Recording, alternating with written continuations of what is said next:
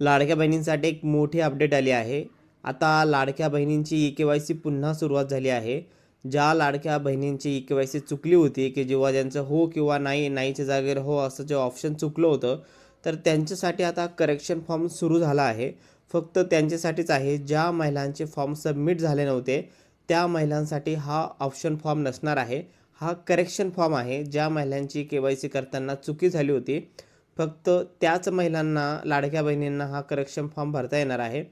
तर आपल्या नेहमीच्या वेबसाईटवर www.ladkibehin.government.in या वेबसाईटवरती जाऊन आपण फॉर्म लॉग इन करू शकतो आणि लॉग इन केल्यानंतर आपल्याला लगेच समोर एक दिसतं की लाभार्थी आधार क्रमांक. तर इथे आपल्याला वरती बघू शकतो, इथे आधार क्रमांक टाकायचा आहे.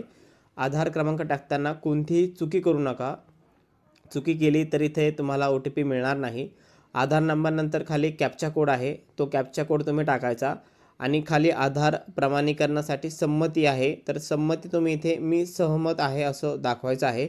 तरी देखील संमतीपत्र काय आहे मी तुम्हाला एकदा वाचून दाखवतो.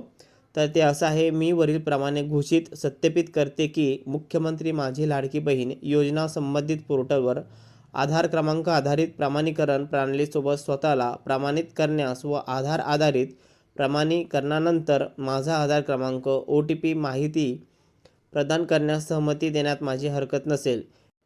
मी हे देखील सहमत करते की मुख्यमंत्री माझी लाडकी बहीण योजना माझी ओळख पटवण्यासाठी व प्रमाणित करण्यासाठी माझ्या आधार क्रमांकाचा वापर करू शकतात. तर इथे काय करायचं, मी सहमत आहे आणि OTP पाठवावर क्लिक करायचं. OTP पाठवा केलं आहे की आपल्याला एक मोबाईलवरती आपल्या मेसेजवरती OTP येईल आणि OTP आल्यानंतर तो OTP तिथे टाकायचा आणि पुढे आपण बघूच.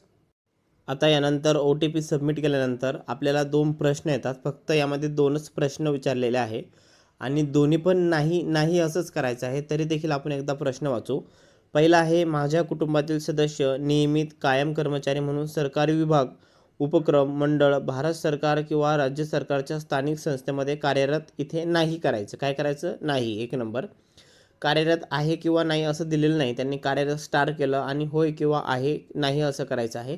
तर इथे नाही करायचं. ही चूक तुम्ही पुन्हा करू नका. दोन्ही पण ऑप्शन आपल्याला इथे नाही, नाही करायचं आहे. दुसरं ऑप्शन बघू.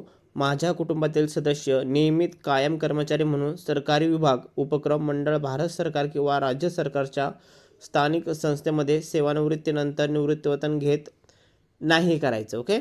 आणि खाली दिलेलं आहे, त्यांनी उपरोक्त क्रमांक 1 व B मध्ये देण्यात आलेली माहिती खरी असून खोटी आढळल्यास खोटी माहिती दिल्याप्रकरणी सक्त कारवाईस पात्र राहील आणि फॉर्म सबमिट करायचा. हा फॉर्म सबमिट केल्यानंतर आपल्याला एक सबमिट झाला म्हणून एक नोटिफिकेशन येईल. इथे फॉर्म सबमिट झाल्यानंतर तुम्हाला सक्सेस म्हणून दाखवलं ग्रीन टॅबमध्ये आणि तुमची ई-के-वाय-सी पडताळणी यशस्वीरित्या पूर्ण झाली आहे असं तुम्हाला एक नोटिफिकेशन येईल. तरच समजायचं की आपली पुन्हा के-वाय-सी सक्सेस झाली आहे. आता हा एक प्रश्न आहे की मागील हप्त्याचे पैसे येणार आहे किंवा नाही.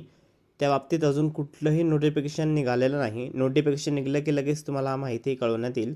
त्यासाठी आपल्या चॅनलला सबस्क्राईब करून ठेवा, म्हणजे येणारे व्हिडिओचे नोटिफिकेशन तुम्हाला लगेचच मिळेल. धन्यवाद.